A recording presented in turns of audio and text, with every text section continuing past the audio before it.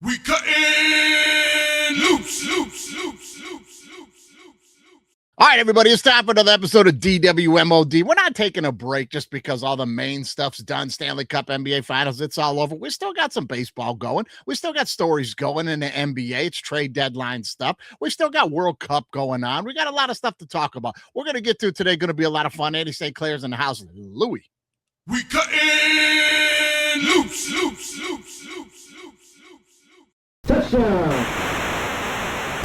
College football is now B1G versus SEC. Down, hood. If you ain't listening to All Right Bet with me and Andy St. Clair, you're throwing away money. Ready? Oh, Lions fans drinking that Kool-Aid. Super Bowl. Hey, disagree with me or don't. That's how it works. Yeah, Andy, what's up, man? What's up? How is everybody? How you doing? I'm good. Got some. We got a lot of hot messes going on over here. It's not been a good couple of months, but we're getting through. We're getting through. It's every day, right? Just one day. We had a lightning strike near the house. It wiped out the whole pool a month ago, and the insurance company's going, no, we think that stuff just was old and just kind of failed. I'm like, it's 2-year-old equipment, and it just failed on the day the lightning struck in the yard and wrecked a bunch of stuff around the house. That's pretty convenient for you to deny that. Well, always talking to insurance people are fun. That's fun. Oh, so much fun. Yeah. So much fun. You have to restrain your anger, Yeah, for sure. You're like, okay, well, can I talk to someone who can help me? Yeah, every time I get on the phone, I feel like I'm on the phone with like Darth Sidious, you know what I mean? Like, Yeah. No, Palpatine, that's who I'm on the phone with, not Sidious. He's like very nice and gives you this little plan that's going to happen. But really, it's all made up shit and he's about to fuck you. Yeah, he doesn't know anything. He's about to screw you right over and turn to the dark side. Anyway, can't get none of that done, man. Frustrating me. So we'll figure it out. Did have a good week, though, man. Went to World Cup last week. Went to a World Cup match. Actually went to the game. We talked about that, if you remember. Yeah, of course. Who won that game? The one you were at. I don't remember which one it was. It wound up in a tie. We saw South Africa and Chechnya. It was 1-0 Chechnya. And I placed a bet like we talked about. I didn't do the tie like you said, and I should have. It was 1-0 Chechnya.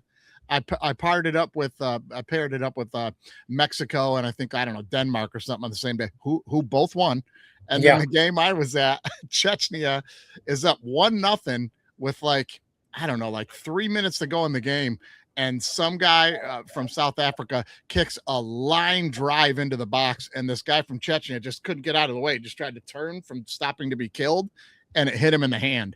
And I guess if it hits your hand in the box, it's a free kick from where you touched it. So it's bad. Yeah. He had like a 10-foot kick into the barn, and he scored it, and they tied. Yeah. Well, what was that tie? Was probably I can't remember now. My memory is like 250 or something like that. It was plus 270. There you go. Yeah. Yeah, it was plus 270. But here was our seats. Look at that. That's pretty good. Bro, we were 8 rows. We're 8 rows off the pitch. Come on. That's nice. Unreal. $250 bucks. It was unreal. It's a bucket list event for sure. You've done it now. Yeah. It was great. We had a lot of fun. It was cool to see the crowd and the things that they're doing and getting into and things like that. So, we had a good time. Bucket list thing, kicked it off, World Cup. But Team USA doing pretty well out in your neck of the woods on the West Coast, huh? Yeah, they're good. They Pulisic's awesome. They got a couple guys. I don't know any of their names. I'm probably like most of Americans. I'm a World Cup fever guy every 4 years. I like it now. I'm like, oh, great. And then I'll see you in 4 years again after it's over. But they're good. They're fun. They're great. They seem aggressive. I watched the match last night, the one they lost 3-2, which was stupid. But they didn't have anything to play for yesterday. So them losing doesn't bother me all that much. But they're good. They're fun. Yeah, no, it didn't bother me them losing at all, right? Because that was a game they really didn't care about. They weren't getting after it. You're trying not to get injured. That's like a Week 17 game when you've clinched a playoff spot. It's just like correct. Right. Yeah, and I thought that yesterday, they have their starters are really good. They need the starters to play. They got to be aggressive. They'll beat Bosnia, then they'll probably play Egypt, I think, and then I don't think they're going to make the finals, but they may be on TV a few more matches. Yeah, people are saying possible semifinal if things line up well for us. I think that's a lot of staring down the road for a team that doesn't have any right to be staring down the road in this type of tournament. Yeah, I mean, I have no idea. I would probably, if I'm being honest, I'd probably bet the Bosnia money line next game. Yeah, probably be a good bet. Not being a hater. Just gonna take Bosnia money line for sure. It just seems like probably the right move. I don't know. Yeah. I guess Pulisic came back. He played 30 minutes. Yeah, we'll see. Yeah, I'll tune in. I'll be watching. He seems important. Pulisic. He's important. Yeah. He's pretty good. Seems like we need this guy. Yeah, I think so. It seems pretty funny, man. All right. Well, listen, man. We're going to get back to World Cup later in the show. We're going to get back to World Cup. But right now, let's get into some crimes against sports. Got a good little segment put together here this week. Louis put a lot of work into it. It's going to be fun. But let's get to crimes against sports, brought to you guys this week by our good friends over at the Case Concepts. What just happened? Brought to you by the reclaimed barnwood beauties of Case Concepts. It's a mom and pop run furniture shop, and they specialize in reclaimed barnwood furniture. You can choose a live edge or some smoothed out finishes. Well, they've even got those fancy river tables and all kind of themes, from sports to space conflicts. Whether you're looking for a 12-parsec Kessel run or a march up a frozen river's edge, the rebels have been found. You won't be disappointed. Those are real toys in there. That's right. From bathroom decor to bar carts to bar stools. They've even got pet supplies. Plus, looking for that couch bar you always wanted? Take it from these satisfied customers. That's the beauty of Case Concepts on Etsy. Tell them Gordon approves. Yeah, Case Concepts, guys. Get on there, order some stuff. He's got a brand new Pokemon table that he was sending me some pictures of the other day. It's got like genuine Pokemon cards in the table. It's crazy. Oh, I like, and you know Mr. Case? Oh yeah. Mr. Case is a good buddy of mine, good friend of the show. We go back quite a ways, and this dude is one of the craftiest dudes I've known since I've known him. I mean, you could get him a bucket of polyurethane and some old rusty nails, and he'd come up with some cool shit for you to put at your bar or something, you know. Well, go to Case Concepts, buy some concepts. Yeah, check some of that stuff out. Check some of that out. All right, well, hey, let's get to it.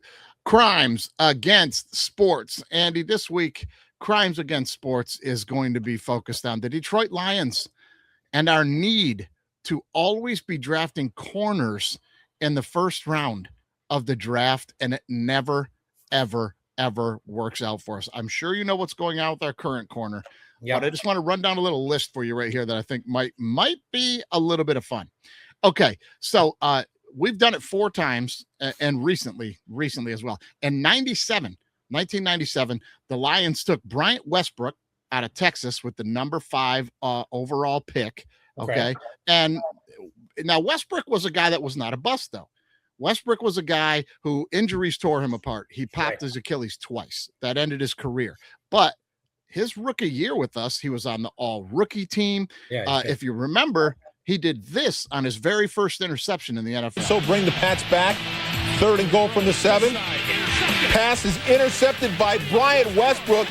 He returns it, folks. Not all the way, but all the way plus 1. 101 yards for the touchdown. The Lions go up.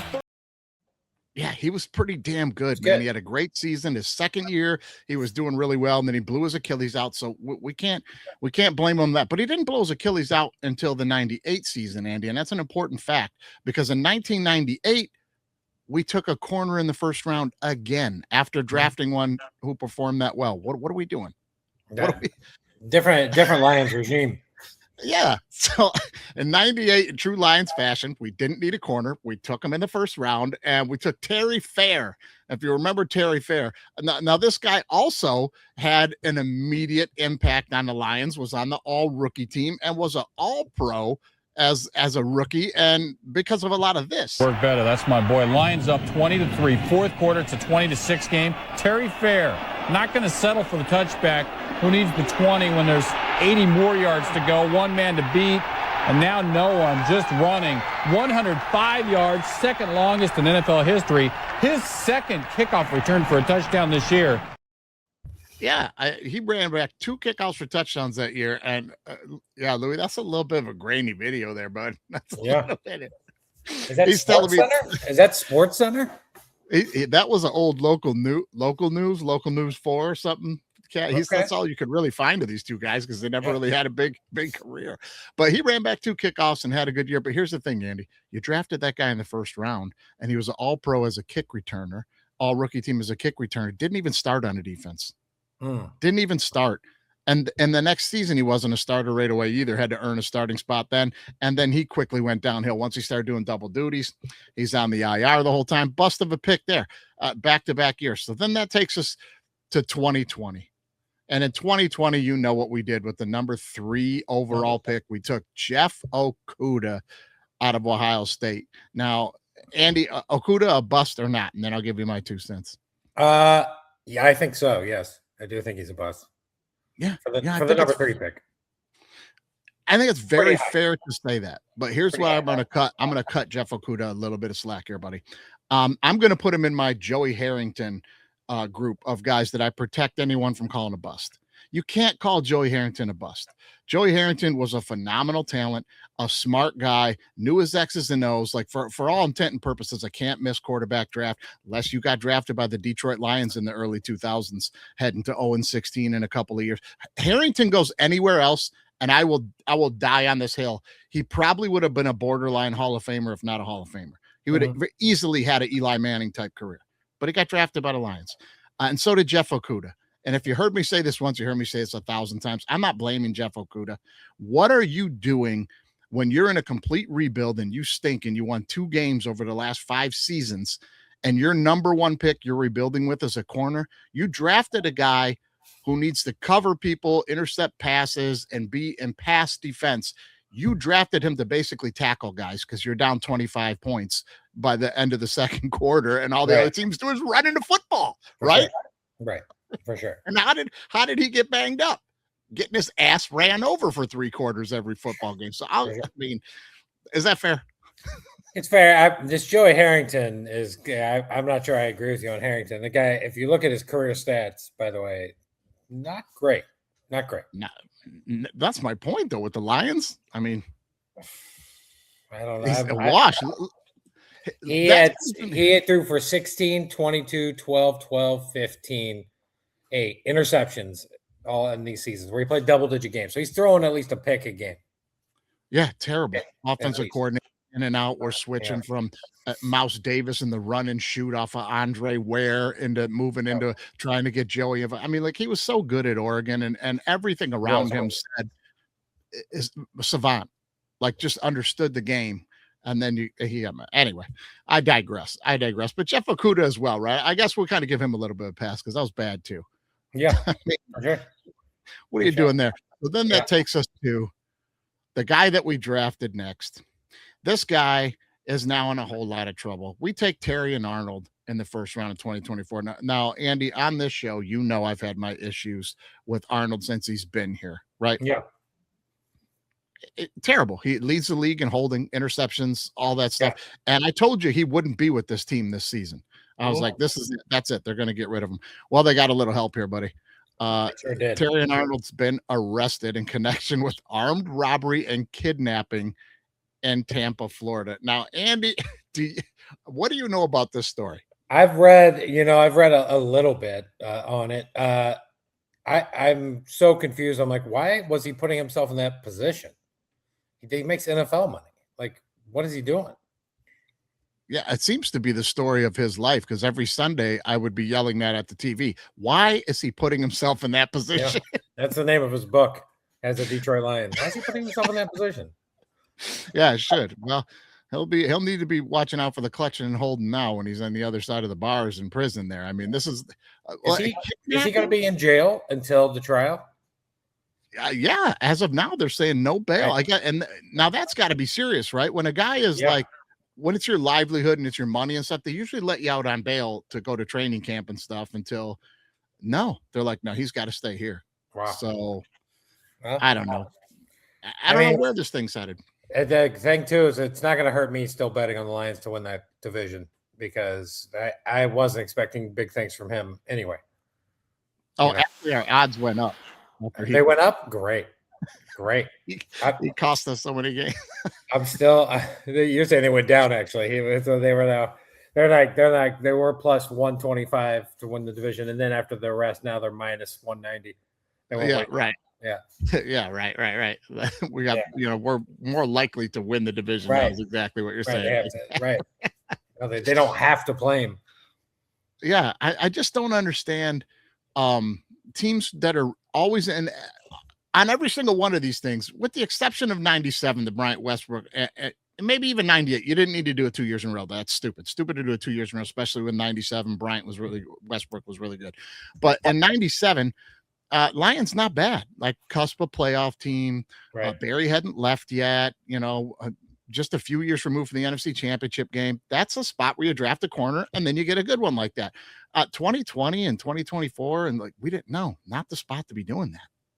Yeah, well, also nowadays, like you look at the Chiefs, they just draft young ones, get rid of. They'll never pay them, right? The Chiefs never pay those guys. Right. I think a lot of teams are doing it that way, except the Rams. The Rams are not doing that. The Rams they're buying everybody.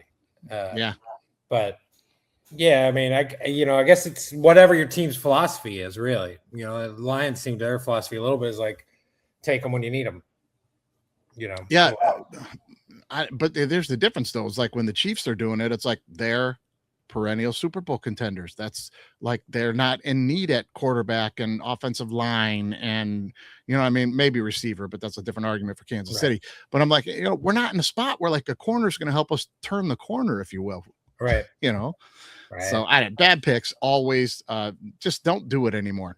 For my team, the Detroit Lions, first round draft picks being used at corner and tight end, they never work out. Now Laporta has, but we'll see if he stays healthy. He had 2 good seasons and then he's been hurt. So we'll see. I love Laporta. He's my favorite Lion. Yeah, I mean he's fun. He's fun, but I don't know if he's gonna stay healthy. Yeah, no doubt. He's gonna stay healthy. Yeah. All right, before we jump into quick hits, I wanted to share this one video with you because I thought this was a lot of fun. I saw this video. I thought of you. I want to show it to you. There's a cameo by a superstar in this video, and nobody even knows he's in the room. Check this out.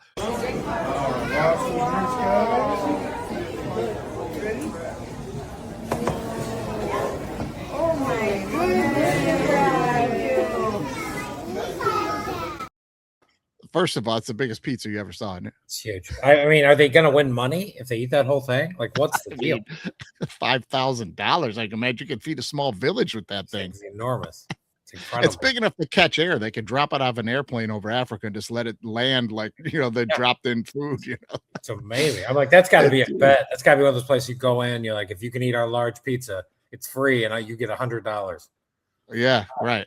Well, you might need it for the hospital, but that thing is huge. It's bigger than the table. But did you see who delivered the pizza? I know. I saw that muscle man. I didn't know who that guy was, though. Take a closer look at this guy's face, man. It's Mike Singletary, man.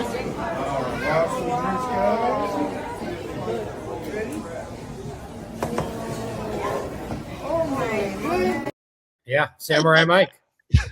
Mike Singletary bringing a pizza right to the table. As soon as I saw that video, I was like, "That's Mike Singletary, man. That's crazy." Look at that number. I think he's 50 for the Bears. Like right there, just wearing his jersey. Yeah. And then they're like, "We're gonna eat the whole pizza, get the $200," and he's like, "Can't do it. Can't do it. Can't do it. Not with those kids. You can't win with them. Can't do it. Can't win." That was a great one. That's like that one. Dennis Green. Those are like all time. Jim Mora. Like those are great. Time. Denny Green. Green is so mad. And we let him off the hook. Yeah, it's a regular ass season game. Singletary, I think, was coach of the 49ers when he did that, which is even stranger to me. Like when you were watching Green, you were kind of laughing at the TV, like, oh my God, he's so mad, and you were laughing and shit, right? Yeah. But when you were watching Singletary meltdown, like, I was genuinely scared for the people in the room. I was like, oh Yeah. shit, man. Yeah, this guy's a middle linebacker. He's a little more intense. Like it seems more serious. It wasn't a lot of long sentences and like, they are who we thought we are, and we let them up. It was just a lot of like dead air and then short quotes. Can't do it. Yeah. Won't do it. And I'm like, oh, somebody's about to die. Yeah. Practice. This next week's practice is going to be horrible. Yeah, right. That's going to be terrible. All right, man, let's get into some quick hits.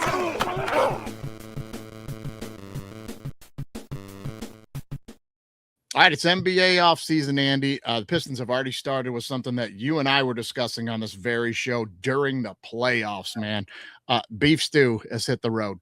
Traded him to the Grizzlies for 3 future second-round picks. Good deal?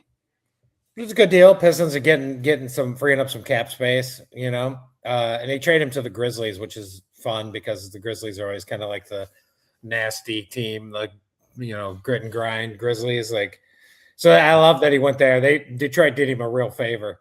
Like, they put him next to Edie, so anybody touches Edie now, Beef Stew is gonna lose his mind. Yeah, you're right. But it seems like, you know, to me, I think the Pistons are freeing up space because I think they're going after somebody.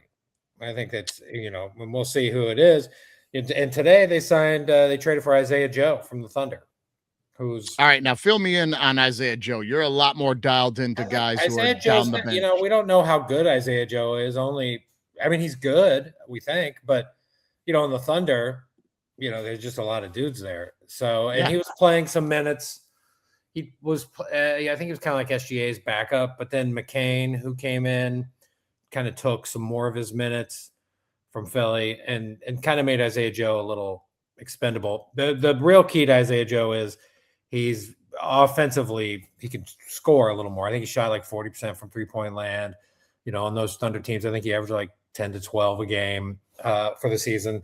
So I'm not saying he's going to save the Pistons, but he is another option to kind of spread the floor. And that is what they need, you know. So when they decide what to do with like Tobias and stuff, Isaiah Joe's a good piece. They need a guy like Isaiah Joe and that rookie. So they're putting together some shooters. They have acknowledged their blind spot on the season, and they're trying to, which is good. Yeah, that's a good point. That's a good point because what I was going to say to your point about him being able to shoot a little bit, but he's not going to save them and stuff. I think they're addressing the issue of we're a very deep team and very good. Like we got a lot of contribution from the bench, but that contribution from the bench was a lot of role players and spark plug guys. And it wasn't normally outside Jenkins a lot of points. And Jenkins was forced to start a lot of the season due to injuries. So yeah, we need to sprinkle some of that point scoring into that depth. And I think that's what Joe might do for us. Yeah. Yeah. Isaiah Joe's going to, like, outside of having a cool name, he's got a really cool name. He sounds like he should be on the wire, but you know, he can shoot. And like, look, Pistons need all the help they can get shooting the ball. You know, like Cade can now at least drive, and if Isaiah Joe's in there or that Okori, you know, kid from Stanford, you know, like that kid's not very big. He's small, and he's going to have some defensive problems. But you know, same with Isaiah Joe. I think I don't know as much about Isaiah Joe's defensively, but my guess is probably fine, not strong. But you know, the Pistons got enough guys that play defense. They need some guys exactly that. Yeah, they need some guys that can shoot. Exactly that. I'll tell you, like the beef stew thing is like it's bittersweet. I was getting a lot of texts from my buddy, a lot of my buddies that are big Pistons fans. Louis was at me right away. He's a big beef stew guy, loves them. You know, coming from being fans of the hard hat era, the bad boys era, was a guy that we loved, but absolutely necessary though. Like, I mean, it's a message to beef stew. Love you. We needed you at that time to bring back some of that identity, to bring back a little of that bad boy edge. And we're going to come to work with our lunch pail and we're going to play hard. We're going to protect the stars. We're going to do this Detroit basketball style, not the way the rest of the NBA does. And that was awesome. And you sparked all that and we love you for it. But now we're ready to contend and we got to evolve a little bit, my man. I wish you well in Memphis. I mean, what else could be said? Yeah, I mean, the NBA just really isn't won the way Beef Stew wants to play. You know, like they got to win, and they have a little window here. Said like I think it's 3 to 5 years. Like, I'm not saying they're going to be in the finals the next 3 to 5 years, but they're going to be good. You know, they're going to be worth watching. I think. So Beef Stew seems like a pretty obvious bye to me. Yeah, especially during the playoffs. You and I both were like, man, Reed's getting way more minutes right now than Beef Stew. He's on his way out. Yeah, I think so. And I do think in the Pistons shedding that contract frees him up for money for guys like Isaiah Joe. But I think they're going to sign a guy like Norman Powell. I think they're going to get a guy like Powell who played on the Heat. I don't think the Heat can pay him, obviously, with Giannis coming there and stuff. So I kind of, it's like I think they're guys like Powell, Kawhi, Jalen, Pop. Those kind of guys are guys that could help the Pistons, but I think the Pistons ultimately would sign Norm. Now, he's 32 years old, though, right? I don't know how old Norm is. He's is it? Unless I'm mixing him up. He just his first time he's he's 33 this year. 33. Yeah, 10-year vet, 33. Yeah. It might be a little expensive, man. He might be, but he fits the window. Is my only point. And he's a couple years younger than Kawhi. And because I think the Clippers would move Kawhi, and I think Detroit is an option for them. I don't know if Kawhi would sign the extension there, but so just the Clippers probably want a lot for Kawhi, and the Pistons are probably not going to want to give up a lot for Kawhi. So I doubt. God, no. How many games has Kawhi Leonard played in the last 4 years? 8. Yeah, he doesn't play a lot, but he would be helpful. He would be very helpful for that team. But I don't think that's quite the match. I think Detroit's a little young for that match. So I think I would jump to an early no way on Kawhi. Like, I'll be furious if they make a move for Kawhi right now. That'd be worse than Giannis, and I was staunchly against the Giannis move. If we bring in Kawhi and sign him to an extension and everything on a trade and stuff, just blow it up right now. It's done. It's over. We'll be in a rebuild in 2 years. He'll play 5 games. It'll cost us $200 million. No, thanks. I think it would be like a year or two. I don't think anybody's going to pay Kawhi. Hopefully not. He's 35, misses a lot of games. Like 4 years, like crazy. So I kind of think it's Norm, but we'll see. There's also Jalen is out there. That's a possibility. So I doubt it. I doubt it with Jalen. I'm not sure. Jalen wants his own team. I think you can make the argument that Cade is the team, the number one guy in Detroit. Does Jalen want to come be the number 1A again? Like, I don't know. Jalen's awesome though. Jalen Brown's awesome. So yeah, that's what I was kind of. Let's get to Jaylen Brown in a minute here. We got to talk about that. You're right. I'm glad you brought him up. We got to move into discussing that whole thing quickly. I'll tell you the one guy I was disappointed in. I would have loved to see the Pistons go after hard, but he just signed with the Lakers right away. Didn't give anybody else a chance. I would have loved to seen Reeves come and play with Cade. I thought that'd been a great fit. He's a guy that is fine being number 2, loves being number 2, will put points in Reeves would have been an awesome fit for this team if we kept Duren, Yeah, I'm not sure how you get to keep Reeves and Duren. You can't pay each of those guys 100 and whatever they're 200 mil. You kind of have to make the choice, and if the free press is telling you that the Duren negotiations have stalled out a little bit, which is true, because I do believe the Pistons are doing exactly what we all think they should do, which is like, we don't want to pay you the max. Yeah, we miss on you. That's bad, right? And Duren, who's 22, an all NBA guy, is like, I want the max. Yeah. He's like, but if I miss on me, that's bad, and I want my money. Yeah. So I think that's what the Pistons are kind of like trying to figure out. And for sure. So I'm kind of with Detroit on this one. I'm not really on Duren's side. I think Detroit should be careful.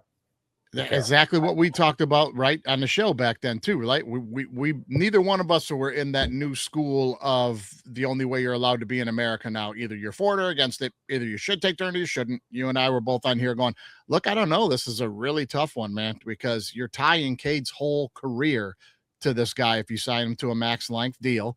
And I'm not sure that he's the guy, but if you can't let him walk at 22 either, this is a tough one. Yeah, and the Pistons have to, I will say this: they have an opportunity. The East is very good. The Knicks obviously were awesome, but you could argue. I think you could argue with Detroit They played the Knicks pretty tough the last few seasons. They give them some issues. They can play Boston. They can play Indiana. They can play a lot of these teams. So they're in the mix in the East is my only point. So, they have to figure out what's the best way for them in a way, so they can stay in the mix. Losing Duren is not way to stay in the mix. So that is the crossroad for them. They know that. So they're like, gosh, dang, they're kind of stuck. Yeah. All right. Well, before we jump to Jaylen Brown, one last question for you, because like I said, you're a lot more dialed into guys down the bench line in the NBA and stuff to me. What about Rui? And he's a free agent, right? I mean, coming out of LA, he's kind of a shooter for them. He's an over 40% 3-point shooter guy. He's younger than the guy from Miami. The Lakers already put all their money into Reeves. They didn't sign LeBron back yet. We assume that's going to happen. They probably don't have room for him. Would he fit for us? Well, Rui, we don't know where LeBron's going to sign, by the way. He could be a Laker. Who knows? We don't know. Rui, to me, it's like he's an awesome athlete. Just incredible at one of those dudes. I'm like, you're like, okay, now Rui, can you throw this football 100 yards? He's like, yeah, sure. And he throws 100 yards. Like, can you throw this baseball 100 miles an hour? He's like, sure. He seems incredible. I mean, Rui's to me kind of a less good Tobias Harris. Now he might be a cheaper Tobias Harris. But at that point, I'm like, I mean, I guess it depends what I'm doing with Duren before I'm getting Rui. I do think if you had Rui on the Pistons by game 52, you'd be like, I fucking hate Rui. I hate Rui. I think he's one of those dudes who looks awesome on paper, and then he comes to your team, and you're like, I'm not enjoying my Rui experience as much as I want to be enjoying Rui. And then you're gonna be like, we got him for 3 more years, and then no one's gonna trade for him, and you're gonna be mad that you're like, well, we got this albatross called Rui Hachimura. That's my Rui fear.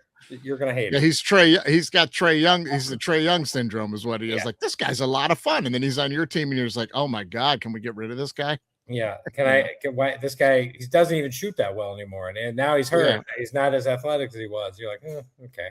No. Well, Pistons got some things to figure out, man. They got some things to figure out.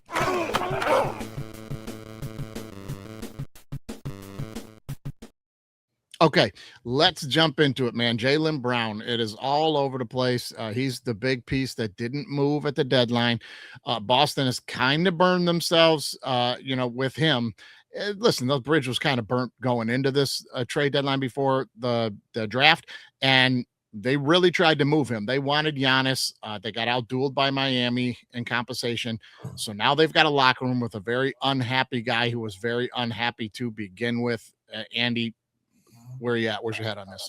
Well, Jaylen Brown also, at the end of that season when they lost to Philly, went on Twitch and said that was the most fun season of basketball he's ever had. Look, if you're the Celtics, you're like, wait, what? We won a title 2 years ago. You were the MVP, of that titles run. You won the MVP. I gotta believe that is probably the most fun of a season. So look, Jalen's a smart guy. He went to Cal. He's super smart, but one of the most socially active dudes in the NBA. I think he knows what he's doing a little bit. I think he's kind of asking to leave in his own way. The problem is he is owed I think if you look at what he's going to get paid, 60, 70 a year. Millions of dollars. It's ridiculous. It's crazy. So it's who wants to take that on? Who, that it's a lot. It's a lot. I actually think I'm just going to guess that he stays with the Celtics. I think that everybody's like, look, they only offered Milwaukee 2 firsts and Jaylen. So they think pretty highly of him. They think Giannis is we'll give you this player who's awesome and just 2 first-round picks. That. So that tells me Boston does consider him important. So, a team like the Pistons, who a lot of rumors about, there's Portland, the Pistons, Detroit. I'm like, Cade's kind of the guy. As I said, he's a little bit of the one, and he would be awesome there for sure. And that would be I just don't know why Boston would trade Jaylen to a team that is going to be right in the mix with them for the next few years. So it's I'll tell you why. Why would we do Because that? they know he would. I'll tell you exactly why. Because they're like, man, we ain't got to worry about the Pistons. If we send Jalen over there, he'll blow that thing up in 2 seconds with Cade. That team will be a disaster in 5 minutes. And you know what I mean? Like they know it's like dropping a bomb in another locker room. Well, and also Stevens had said they want to. Brad Stevens said they want to play inside out a little more because the Boston plays a lot of 3-point in. And so you would have the Pistons sign Duren to like a max contract, and if you can, then you would trade, right? So then you'd give Duren to the Celtics, and let the Celtics deal with it, and that's how you. Which would be a horrible idea for us because it's like looking in a mirror to the deal you just were saying that like Boston shouldn't do, right? Like, why would you give Jaylen Brown to the competition? It's like, why would you give Duren to the competition? You know what I mean? It's like, give us your problem child. You know what I mean? Like, it's like the family across the street. Hey, give us your worst kid, and we'll give you our kid with the most potential that just didn't live up yet. That family across the street seemed like, yeah, let's go. I think if I'm Detroit, I probably sit this one out and be like, you guys work out your own problems. We're going to be over here. We're going to try to sneak around the edges, do our little Isaiah Joes, do our, get some shooters. We have some money freed up. We can get 3 or 4 that way. And that's how I would probably do it. And play the deadline. Play the deadline for the pieces. Maybe Duren, you never know with Duren. Like, again, that's the risk reward. Maybe he comes back next year and is fucking awesome because he's mad about what everybody's saying about him. Yeah. Or maybe he's bad. You don't know. I hope not, man. I hope he doesn't get that money and just get real bad. Like, let's let him come back good. But Jaylen Brown to Detroit, my man. No way. There's no way. No way. No thanks, because we got enough of that going on in Detroit right here. And here's my quick 5 minutes on this one. Strip the C from this guy. Get him out of here. Get him out. Make him sit. Bring him back. Make his ass sit through the whole offseason. Don't trade him anyway. I'm talking about Dylan Larkin, if you're listening and not watching. Strip the C off his chest. Make him come back. Wait to the deadline. Fuck that guy. No way. There's no way. No way. All right, I'm done with that. Let's move on. Yeah. I mean, just Larkin every week. You're going to kill this guy. Every week, man. I'm done with it. Nah, it just pisses me off more than anything. No way. Okay, let's talk a little bit about the Detroit Tigers and Tarek Skubal, because this is the biggest story in Major League Baseball. Not being a homer here, making it all Detroit, but this is the biggest story in Major League Baseball right now. The trade deadline is Tarek Skubal. He had the surgery. It was a done deal that every team was coming hunting for him at the trade deadline, but then he had the elbow problem, and he's had some injury already. Had some bone spurs removed to bring you guys up to speed. Came back from that after a few weeks. He's pitched 3 games since coming back. Hasn't looked as dominant as he has before, but he hasn't looked bad. He still looks really good. He's played some good teams. But he doesn't look as dominant. There's some questions there, right?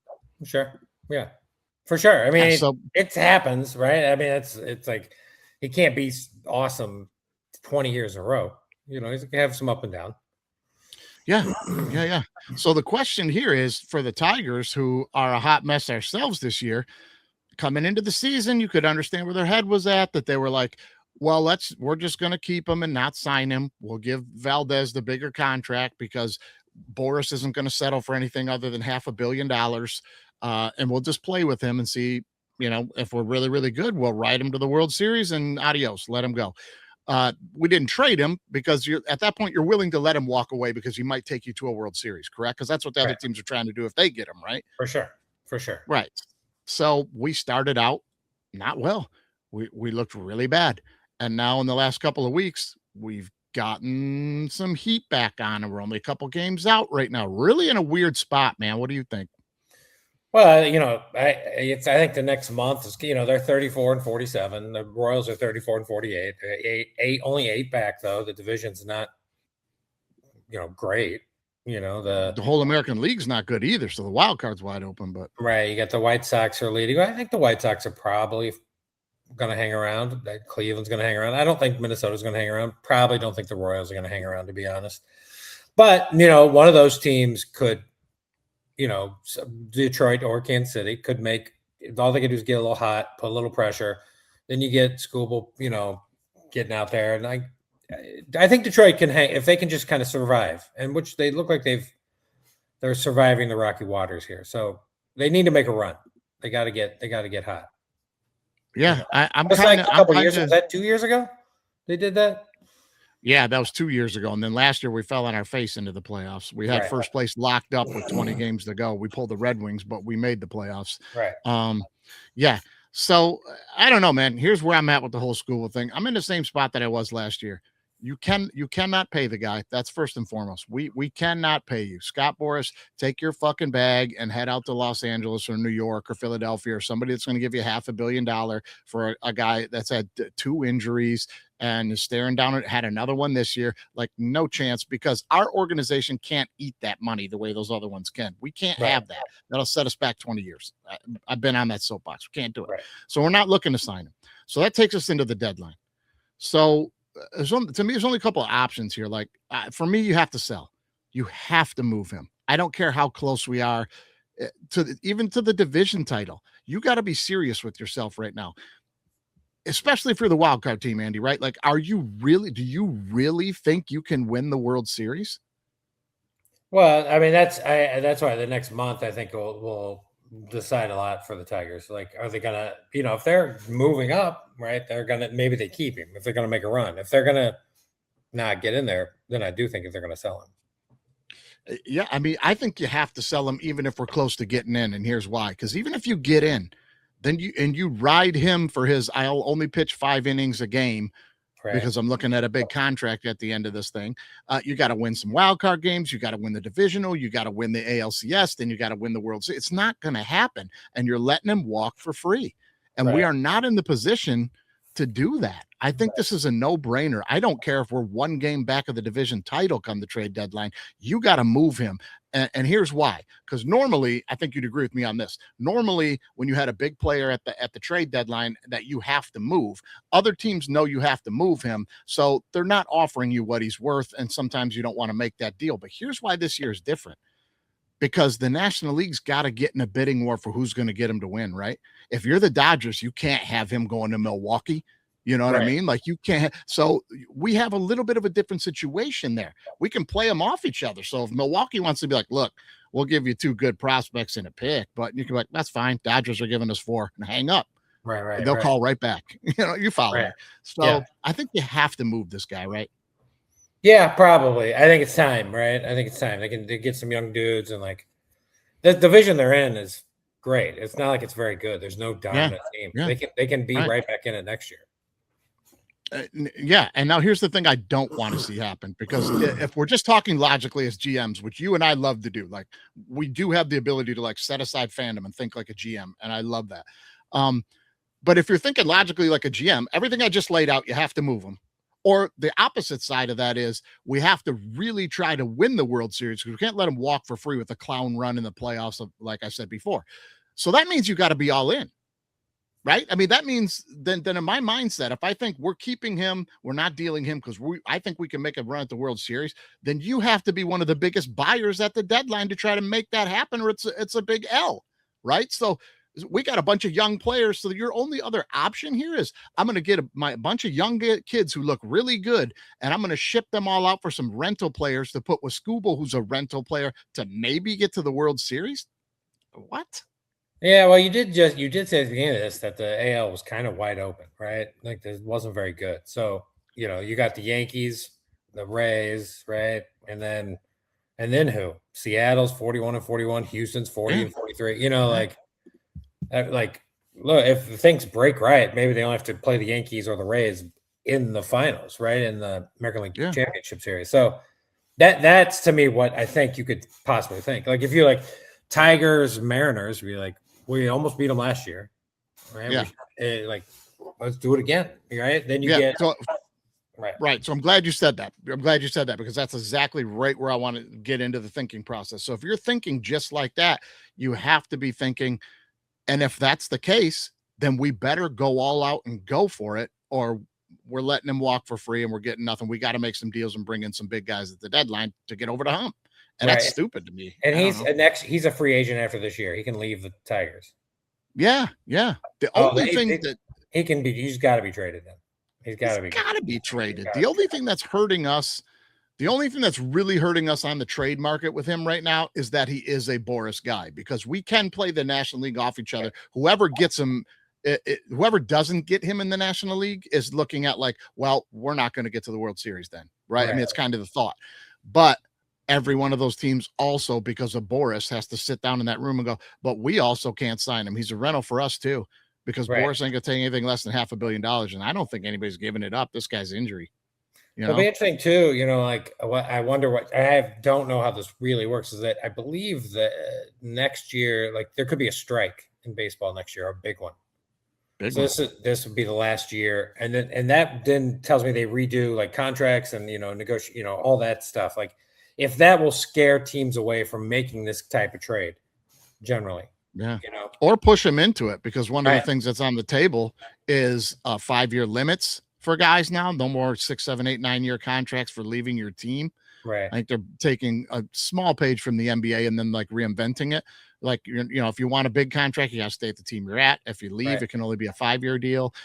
So things like that might lead a team to go, well, we'll jump into Skubal, but I don't know, man. I think you either got to be all in or you have to move them. And I think the only move is to move them.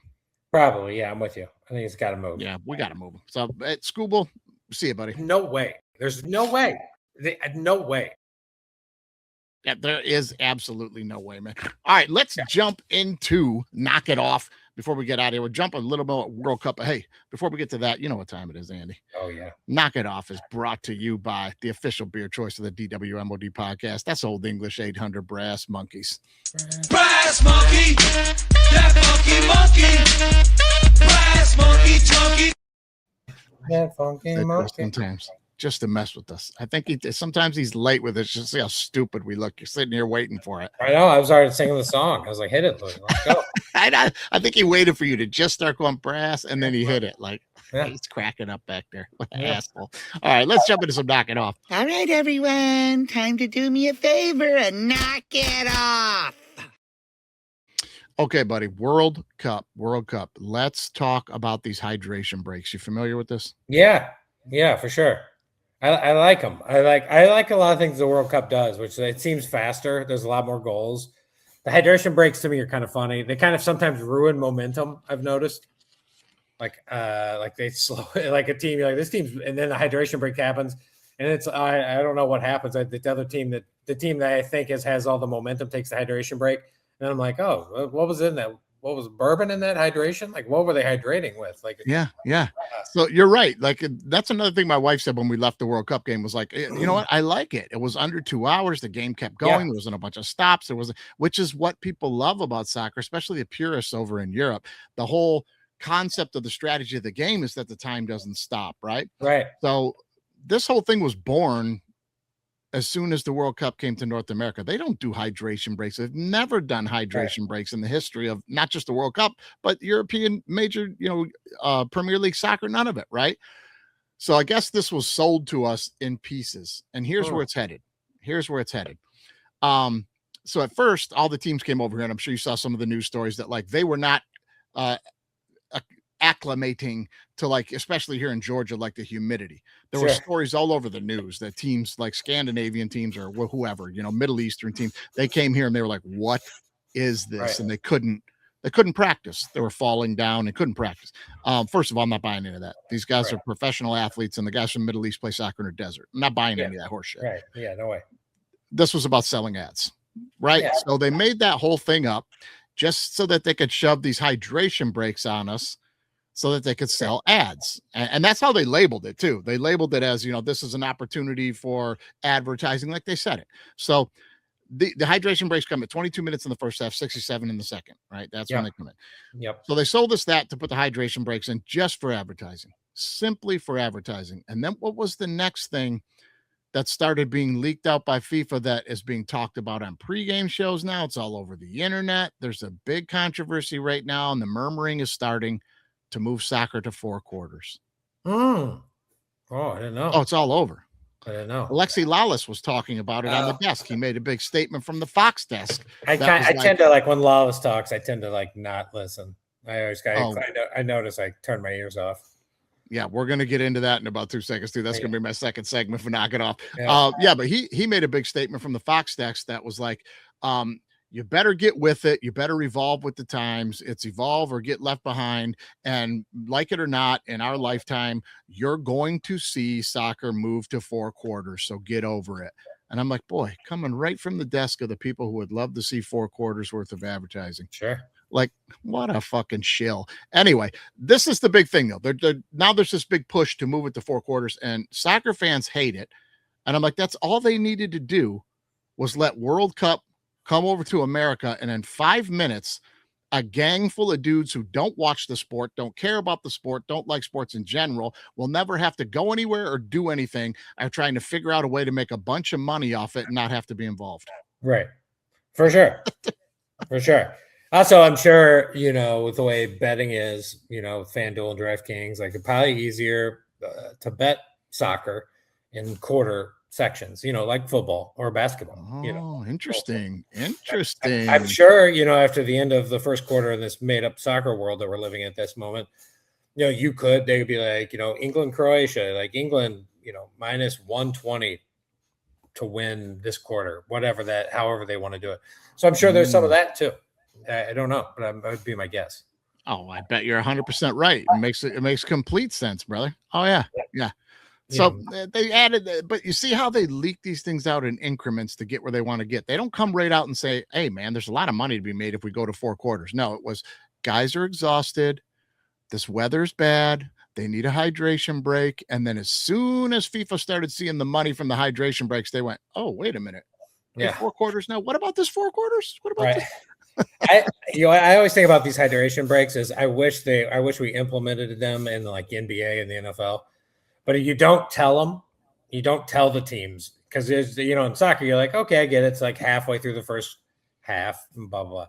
But like the NFL, like you just, whenever the ref decides it's hydration break time, we take one just to watch the team scramble and yell, on the football field, I think would be great. And the NBA too, be like, what? Well, no, it's hydration. Everybody's got to take one. We're taking a hydration break. Like, yeah, you know what? That's a great point because that would work like over here in the NFL and the NBA and stuff because everybody would just get mad and like yell at the referee and stuff. But over there in the Premier League, if a referee stopped in the middle of a good run by I don't know, one of those teams over at Lancaster, some shit, a referee's going to get choked with a scarf and be hanging from a. Can you imagine? It's like 2nd and goal, and like the Lions are at 2nd and goal, and it's like 7 minutes, like 4 minutes to go in the third quarter, and the ref just like stops it. It's like hydration break. You'd be like, "What? What the fuck? Yeah. Why these guys had him on the rope?"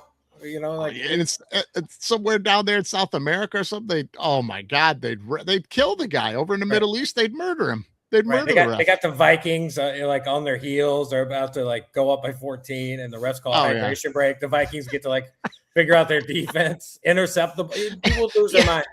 People lose their mind. I'm dying laughing because you're talking about at an NFL level. People lose their mind at a Pop Warner football game if you did that, man.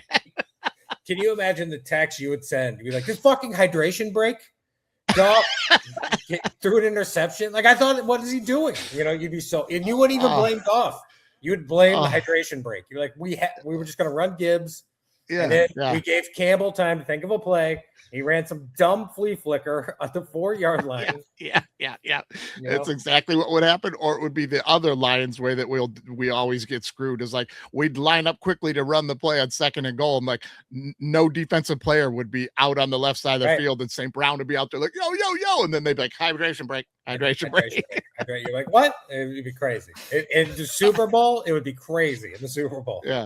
Yeah, except what would have to happen is like Goff would snap the ball and throw it to Brown and he'd walk into the end zone and there'd be whistles everywhere. And they'd be like, no, after review, hydration break was called before the snap occurred. It'd be like an extra timeout. It'd be like an extra timeout for these teams. They're like, we know we're getting a hydration break.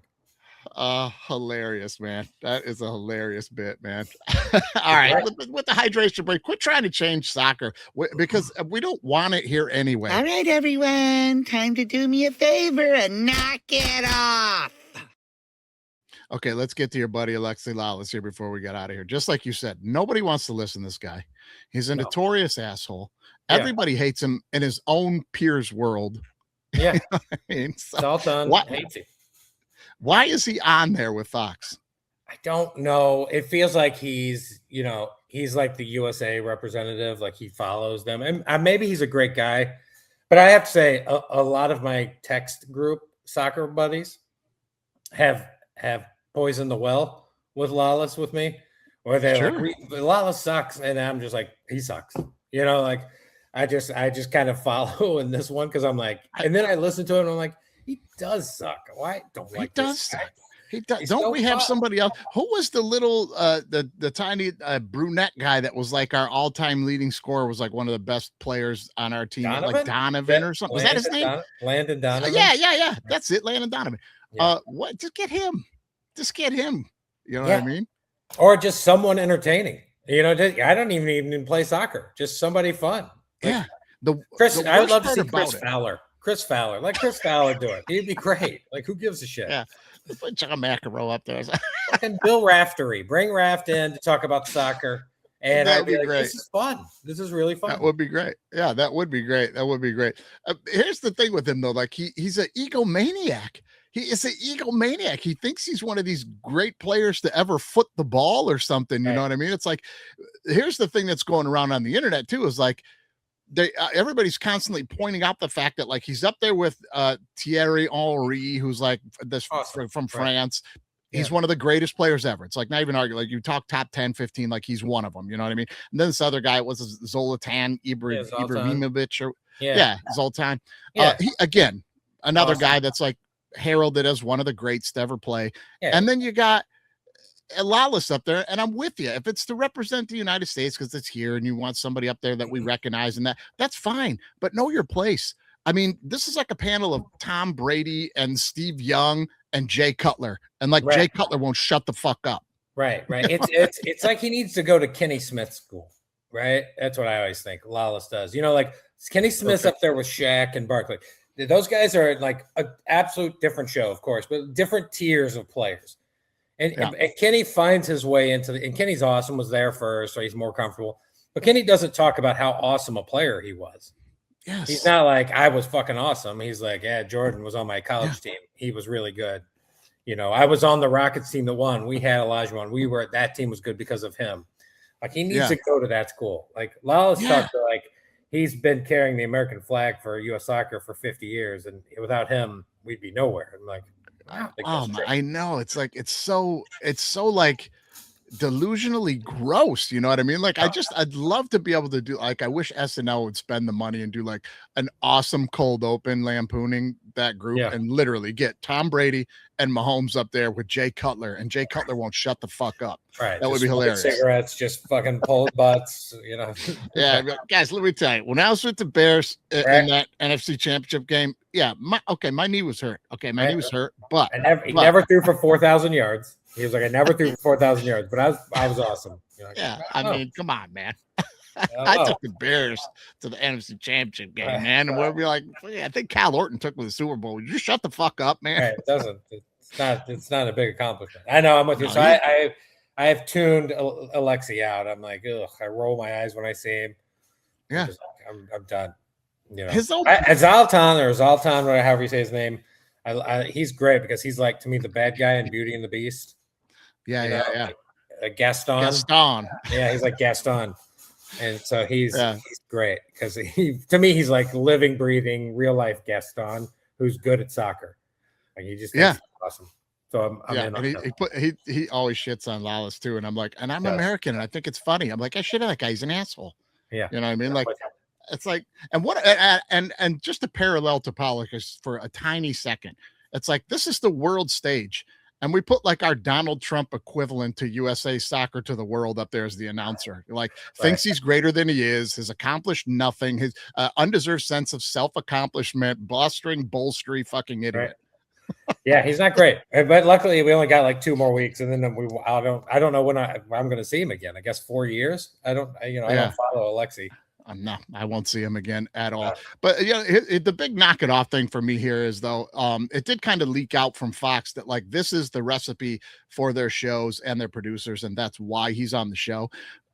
Former teammate of Alexi Lawless, Eric Walnalda, he also has like this big soccer podcast stuff, and he was talking about it, and he said, "quote, let me get this right. This is what Alexi is being told to do. From my own experience at being a commentator at Fox Sports for soccer, it's true that it's just the Fox brand. They tell you, here is what we need you to do. Start a fight, say something to insult the other people, something that's outlandish that no one will even believe. It's got to be unbelievable. And then we'll see how many people will click into that. Maybe, but Fox NFL doesn't really do that. You know, they got a lot, those guys all seem to love each other. Like, I'm like, you know, that Jimmy Johnson's leaving Fox NFL. And they're like, everybody's crying. I'm like, what's going on? We love Jimmy Johnson. You know, like the NFL show, you're right, is the exception to that rule. If you ever just turn on like Fox Sports during the morning instead of ESPN, that's all it is shows where people are just yelling at each other and saying the dumbest takes you ever had. If you think like Get Up is bad, or not Get Up, but First Take is bad. Yeah. Flip over to them Fox ones once in a while and see a couple of yuckleheads you don't even know saying the dumbest shit you ever heard of. You know what I mean? It's like Nick guy. I can't think of Nick Wright and those guys. Yeah. Like, would you guys quit? Like, would money please quit ruining sports? That's the theme of Knock It Off here, right? We're like, it's enough. It's soccer's been here for 5 minutes. You're trying to ruin it and turn it to 4 quarters so you guys can sell some more ads. You know what I mean? And it's like and everything we have to watch on TV talking sports. It's not shows like ours where we're really kind of getting into it and getting deep. No, you got to be yelling dumb shit at each other that makes no sense. You know, like LeBron is actually the greatest assist. Oh, he's a better passer than John Stockton. Shut the fuck. What are we talking about? You know what I mean? Like, I hate it. I hate it. I know you do too. Yeah, for sure. Thanks for letting me get that off my chest. Like you needed a drink after listening to me go off. No, it was like you had an ISO on the basketball court. I was like, everybody get on the other side. We got to clear out. Mike's got the ball. Just clear out. We were clearing out. Unfortunately, I feel like that happened a lot today, man. I apologize to you. No, buddy. Some games we just have to kind of clear out. We clear out and let it go. It's like, hey, this guy's cooking, man. He's got a hot hand. Money and sports. All right, everyone. Time to do me a favor and knock it off. Oh, yeah, no. Just knock that shit off, brother. All right, man. Well, next week, I don't know what we got going. We got nothing going really good, soccer, nothing. We'll keep up on this trade deadline, baseball trade deadline coming up. NBA, there's still some free agents out there. We'll be tracking it for you guys. We're keeping up with as much as we can right now. It's kind of that down period, brother. Yeah, you know, maybe I'm here's my on-air pitch is we slowly start going through Rookie of the Year, NFL, maybe looking at some of those, like so take a few shots at a few of those things. You know, start looking at some division odds. You know, also college football win totals. You know, can get into some of those. Ooh, we do got to get it. If you wanted to bet on those, you can start throwing some. We got to get ahead of some of that. We're usually it's like 2 days before we're going to do our full college preview, and I'm like reading up on the Mountain West and shit. And I'm going, I should have been doing this a week ago. Well, also you maybe get a little better odds. You know, maybe get a little better odds now. Especially with the Rookie of the Year. Let's do that. Let's do that next week. Let's get some Rookie of the Year bets going. We'll figure out a couple guys. I'm all right. You already know I'm on Carson Beck. Yeah, Carson Beck's a great pick. That's a great pick. All right, guys. Hey, that's DWMOD for the week. Once again, thanks to you guys for tuning in all the time, man. Like and subscribe. We're closing in on 200 episodes here. We're going to do something for that. That'll be a good one. But hey, keep it, keep it together out there, man. We're all we got out here. Stick together, brother. We'll see you next time. We cutting loose. Touchdown. College football is now B1G versus SEC. Down. Hood. If you ain't listening to All Right Bet with me and Andy St. Clair, you're throwing away money. Ready? Oh, Lions fans drinking that Kool-Aid. Super Bowl. Hey, disagree with me or don't. That's how it works. I had to go off there for a minute, man. I had to go off there. Go. Yeah, do. No, do. We cutting loose.